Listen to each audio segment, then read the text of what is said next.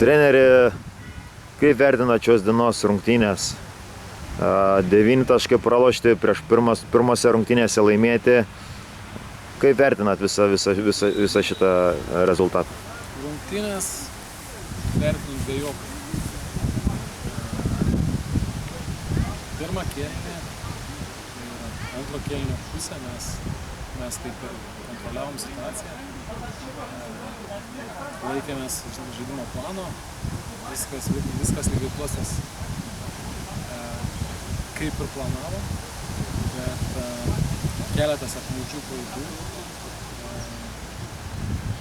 leido varžovams atsitiesti ir daugiau varžybų pabaigoje buvo sunkiau vykdyti planus, tai nepatenta varžybų galas. Ką išskirtumėt iš savo komandos?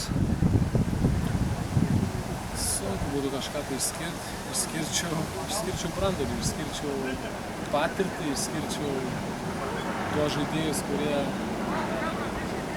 žaidė vienas iš kitą, pildė galvas ir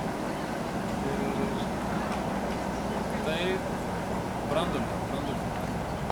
Kokie dabar artimiausi planai, kokios mintis? Tai mintis būtų ruduo, rudens etapas, top lyga. Tikrai čia ne pasaulio pabaiga, eilinės varžybos prieš juos.